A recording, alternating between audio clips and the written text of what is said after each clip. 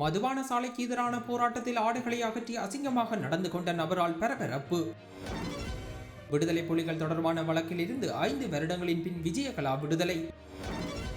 இலங்கையில் மீண்டும் பரபரப்பை ஏற்படுத்திய மர்ம ஒளி. அரண்டு போன ஊர் மக்கள். திடீரென நீர்நிலைகள் வற்றியதால் பெரும் சர்ச்சை.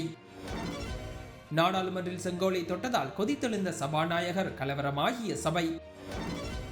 ஏடிஎம் இயந்திரத்தில் 1 கோடி ரூபாய் கொள்ளை. சந்தேக நபர்கள் பணத்துடன் கைது. வெளியான சிசிடிவி காணொளி. காணாமல் போன புத்தர் சிலையை கேட்டு அடம்பிடிக்கும் அம்பட்டிய தேரர். போலீசாரை தகாத வார்த்தைகளால் திட்டியதால் குவிக்கப்பட்ட போலீசார். பிரகராவில் யானைக்கு மிட்டாயூட்டி கூட்டிச் சென்ற பாகன். நெட்டிசன்களை கவர்ந்த காணொளி. மட்டக்களப்பில் தமிழரது கால்நடைகளை துப்பாக்கியால் சுட்டு பழிக்கு பழிவாங்கும் சிங்களவர்கள். தொடரும் இன கலவரம்.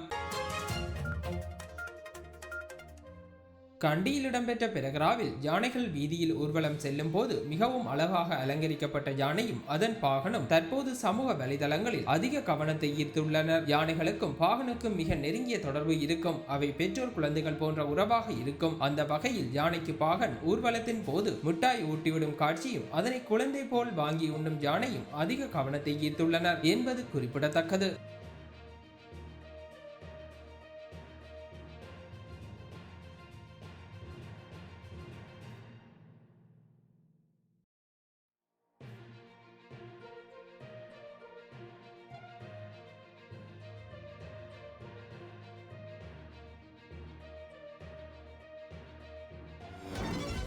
தமிழீழ விடுதலை புலிகள் அமைப்பு தொடர்பில் வெளியிட்ட கருத்து தொடர்பில் அவருக்கு எதிராக தொடரப்பட்ட வழக்கிலிருந்து முன்னாள் ராஜாங்க அமைச்சர் விஜயகலா மகேஸ்வரன் விடுதலை செய்யப்பட்டுள்ளார். இந்த வழக்கானது இன்றைய தினம் விசாரணைக்கு எடுத்துக் கொள்ளப்பட்ட போதே கொழும்பு நீதவான் நீதிமன்றில் இந்த உத்தரவு பிறப்பிக்கப்பட்டுள்ளது. 2018 ஆண்டு ஆடி மாதம் 2ஆம் தேதி யாழ்ப்பாணம் வீரசிங்க மண்டபத்தில் நடைபெற்ற அதிபரின் மக்கள் சேவை திட்டத்தின் 8வது நிகழ்ச்சியில் கலந்து கொண்ட அப்போதைய பெண்கள் மற்றும் சிறுவர் விவகார ராஜாங்க அமைச்சர் விஜயகலா மகேஸ்வரன் நாட்டின் பாதுகாப்புக்கு அச்சுறுத்தலாக இனங்களுக்கிடையே முரண்பாட்டை ஏற்படுத்தும் வகையில் வடக்கு கிழக்கு மாகாணங்களில் வாழும் தமிழ் மக்கள் அச்சமின்றி சுதந்திரமாக வாழ விடுதலை புலிகள் அமைப்பு மீண்டும் எழ வேண்டும் என சர்ச்சைக்குரிய கருத்தை வெளியிட்டார் எனவும் அக்கருத்தானது அரசியலமைப்பின் 6வது பிரிவின் திருத்தம் 1978 ஆண்டு பயங்கரவாத தடை சட்டம் மற்றும் தண்டனை சட்டக்கோவை 120 ஆகிய பிரிவுகளின் கீழ் குற்றமாகும் என கொழும்பு குற்றப்புலனாய்வு பகுப்பாய்வு மற்றும் தடுப்பு பிரிவு கொழும்பு பிரதான நீதவான் நீதிமன்றில் முதல் அறிக்கை தாக்கல் செய்தனர்.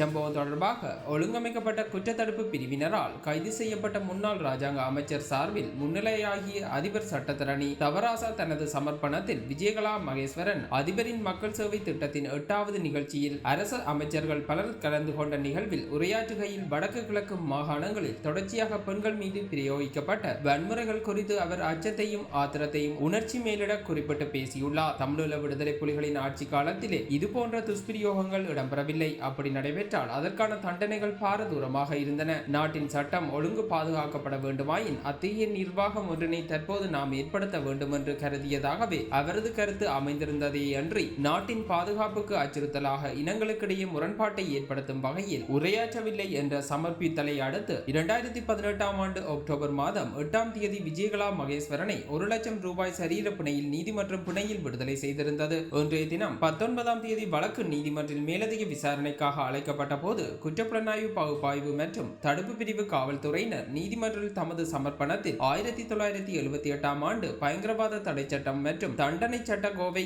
120 பிரிவின் கீழ் விஜயகலா மகேஸ்வரனுக்கு எதிராக குற்றச்சாட்டு பத்திரம் தாக்கல் செய்ய உத்தேசிக்கவில்லை என சட்டமா அதிபர் திணைக்களம் தங்களுக்கு எழுத்து மூலம் அறிவித்துள்ளதாக காவல்துறையினர் நீதிமன்றக்கு அறிக்கை சமர்ப்பித்திருந்தனர். இதனை அடுத்து விஜயகலா மகேஸ்வரன் சார்பில் முன்னிலையாகிய அதிபர் சட்டத்திரணி தவராசா விஜயகலா மகேஸ்வரனை விடுதலை செய்யுமாறு நீதிமன்றனை கேட்டுக்கொண்டதனை அடுத்து முன்னாள் ராஜாங்க அமைச்சர் விஜயகலா மகேஸ்வரன் கொழும்பு பிரதான நீதவான் நீதிமன்றத்தால் விடுதலை செய்யப்பட்டுள்ளார்.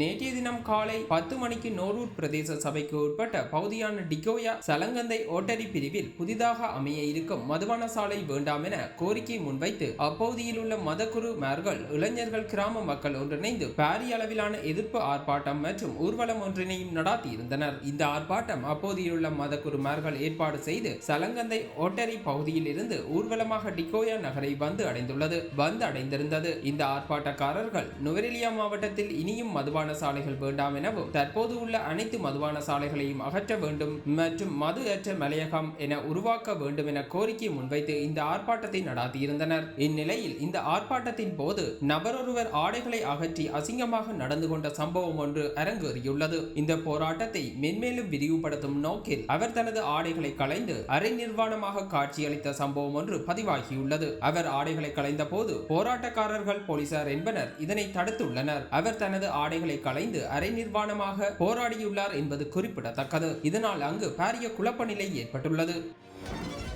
கொத்மலை ஹவுதுருணுவ பிரதேசத்தின் குடிநீர் கிடைக்கும் இடங்கள் திடீரென மர்மமான முறையில் வெற்றியுள்ளதாக மக்கள் தெரிவித்துள்ளனர். பெத்தலாவ பிரதேசத்தில் உள்ள மைதானத்தின் அடியில் கேட்கும் மர்மமான மற்றும் பயங்கரமான சத்தங்களால் இந்த நாட்களில் கிராம மக்கள் அச்சத்தில் ஆழ்ந்துள்ள நிலையில் இந்த சம்பவம் இடம்பெற்றுள்ளதாக அந்த பகுதி மக்கள் குறிப்பிட்டுள்ளனர். பழங்காலத்தில் இருந்தே இந்த பகுதியில் அன்றாடம் உபயோகித்து வந்த நீர்நிலைகள் திடீரென வறண்டு போனது ஆச்சரியமாக உள்ளதென மக்கள் குறிப்பிட்டுள்ளனர். இதன் காரணமாக அப்பிரதேச மக்கள் 4 நாட்கள் உறங்காமல் ஒரே இடத்தில் இரவு பகலாக கலந்துரையாடி தீர்வு காண உள்ளதாக தெரிய வந்துள்ளது. இது தொடர்பாக விரைவில் ஆய்வு மேற்கொள்ளப்படும் என நுவரெலியா மாவட்ட செயலாளர் நந்தன கலகொட தெரிவித்துள்ளார். மேலும் கருத்து தெரிவித்த மாவட்ட செயலாளர் மழைக்காலத்தின் போது விளையாட்டு மைதானத்தில் உள்ளே இருந்து மிக பயங்கரமான சத்தம் கேட்டு அவதிப்படும் மக்களின் வேண்டுகோளுக்கு இணங்க குறித்த பகுதி கட்டிட ஆய்வுக்கு உட்படுத்தப்பட்டுள்ளதாகவும் அவர்கள் சுதந்திரமாக வாழ்வதற்கான சூழலை உருவாக்குவதே தங்கள் நோக்கம் எனவும் குறிப்பிட்டுள்ளார். ஆனால் எந்த ஒரு ஆபத்தான அல்லது பேரழிவு சூழ்நிலைக்கான ஆதாரமும் பதிவு செய்யப்படவில்லை என்றும்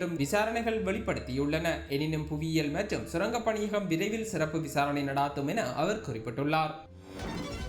புத்தளம் மதுரங்குழி 10ஆம் கட்டையில் உள்ள தனியார் வங்கியொன்றுக்கு சொந்தமான ஏடிஎம் இயந்திரத்தில் 1 கோடி ரூபாவுக்கும் அதிகமான பணத்தை கொள்ளையடித்து சென்ற 3 சந்தேக நபர்கள் கைது செய்யப்பட்டுள்ளனர். மேற்படி கொள்ளை சம்பவம் இடம்பெற்று 10 நாட்களுக்குள் மதுரங்குழி போலீசாருடன் இணைந்து புத்தளம் பிரிவுக்கு பொறுப்பான குற்ற விசாரணை பிரிவினர் சந்தேக நபர்களை நேற்று முன்தினம் கைது செய்துள்ளனர். இந்த 3 சந்தேக நபர்களுடன் கொள்ளையடிக்கப்பட்ட பணத்தில் மீதமுள்ள 92,77,000 ரூபாய் பணமும் கைப்பற்றப்பட்டுள்ளது. மேலும் சந்தேக நபர்கள் கைது செய்யப்படும் போது கொள்ளை எடுத்த பணத்தில் குறித்த மூவரும் பல்வேறு நடவடிக்கைகளுக்காக 12 லட்சம் ரூபாவுக்கும் அதிகமான பணத்தை செலவிட்டுள்ளனர் என தெரிய வந்துள்ளது.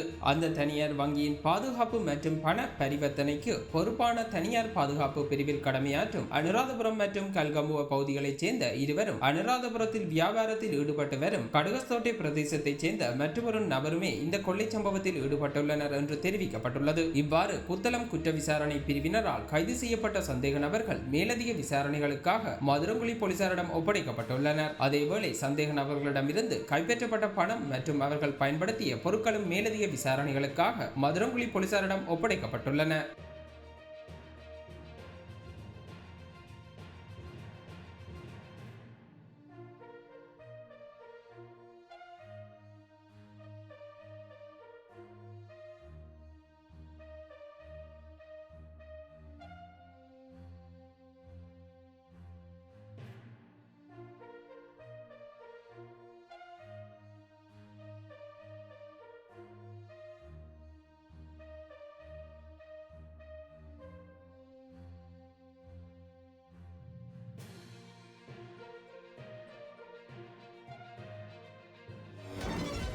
மட்டக்களப்பு மயிலத்தமடு மாவதனை பகுதியில் அம்புட்டிய சுமண தேரர் உள்ளிட்டோர் கொண்டு வந்து வைத்த புத்தர் சிலை காணாமல் போயுள்ள நிலையில் அங்கு தற்சமயம் பதற்ற நிலை ஏற்பட்டுள்ளது. இதன் காரணமாக குறித்த பகுதியில் போலீசார் குவிக்கப்பட்டுள்ளதாக தெரிவிக்கப்படுகின்றது. மட்டக்களப்பு மங்களராம விகாரையின் விகாராதிபதி அம்புட்டிய சுமண தேரர் மற்றும் கிழக்கு மாகாண முன்னாள் ஆளுநர் அனுராதா ஜகம்பத் உள்ளிட்டோர் இணைந்து குறித்த மயிலத்தமடு மாதவனை பகுதியில் புத்தர் சிலை ஒன்றை கொண்டு வந்து வைத்திருந்தனர். இந்நிலையில் குறித்த புத்தர் சிலை நேற்றிரவு காணாமல் போயுள்ளதுடன் அம்புட்டிய சுமண தேரர் உள்ளிட்டோர் குழுவினரால் அங்கு பிரச்சனை ஏற்படுத்தப்பட்டுள்ளது. மட்டக்களப்பு மாவட்டத்தில் மேய்ச்சல் தரையாக ஒதுக்கீடு செய்யப்பட்ட மயிலத்தமடு மாதவனை பகுதியில் இருந்து சிங்கள குடியேற்ற வாசிகளை அகற்றி அவர்களுக்கு அவர்களது பகுதியிலேயே இடம் ஒதுக்கி கொடுக்குமாறு ஜனாதிபதி ரணில் விக்ரமசிங்க உத்தரவு பிறப்பித்திருந்தார். இந்நிலையில் அம்புட்டிய சுமணரத்ன தேரர் தலைமையிலான குழுவினர் மறுநாளே அந்த பகுதியில் புத்தர் சிலை ஒன்றை வைத்து அந்த பகுதியில் இருந்து வெளியேற மாட்டோம், இது எமக்கு சொந்தமான பகுதி என தெரிவித்து உரிமை கொண்டாடியுள்ளனர். எனினும் அங்கு வைக்கப்பட்ட புத்தர் சிலை நேற்றிரவு காணாமல் போயுள்ள நிலையில் அப்பகுதியில் போலீசார் குவிக்கப்பட்டுள்ளனர். அத்துடன் அப்பகுதிக்கு சென்ற அம்புட்டிய சுமணரத்ன தேரர் தலைமையிலான குழுவினர் கரடியனாறு போலீஸ் பொறுப்பாதிகாரியை மிக மோசமான வார்த்தைகளால் பேசியதோடு அந்த பகுதியில் உள்ள அத்துமீறிய குடியேற்றவாசிகளை தூண்டிவிட்டு அங்குள்ள தமிழ் பண்ணையாளர்களை வெளியேற்றும் நடவடிக்கையில் ஈடுபட்டுள்ளதாக தெரிவிக்கப்படுகின்றது. මං පන්සලට යන්න ඉල්ලුවේ පන්සලට යන්න එපා කියන්නේ පොලිස් කාර්යය. යකෝ මේක සිවුර. අපි සිංහලට සලකනවා. එහෙනම් පන්සලට යන්න එපා කියන්නේ. මේ වෙලාවේ යන්න එපා එතෙන්. ඇයි මේ වෙලාවේ යන්න එපා කියන්නේ? එතන ගැටලුවක් තියෙනවා. මොකද්ද ගැටලුව? ඒක ඔබ වහන්සේත් දන්න මමත් දන්නවා. මොකද්ද ගැටලුව? ආමියගෙන් බුදු පිළිමේ හොරෙන් කරන් ගියා ඈ? සානික්යන්ගේ අනට ජනාධිපතියා දීපු තීන්දුවට සිංහල පන්සල වහලා බුදු පිළිමේ අරන් ගියා. යකෝ රැකපියව රෙන බෙට්ට. ඔයිට වැඩිය හොඳයි. රැකපියව රෙන බෙට්ට. එතෙන්ට ගියාට වැඩිය දැම්මට හොඳයි. යමන් මල්ලි රටට කියමු. යුනිෆෝම් ඇඳගෙන බැරියල් දාලා නැගෙනහිර ඉඩම් වලට අපිට යන්න බෑ. අපි රටට කියමු. අපි එහෙම දෙයක් කරලා අපි එහෙනම් මොකද කියන්නේ? ගොවීන් ඔක්කොම යනවා හන්දනේ ගොවීන් එහෙනම් පන්සලට කොහොමද යන්න ඕනේ බලන්න. එතෙන්ට යන්න.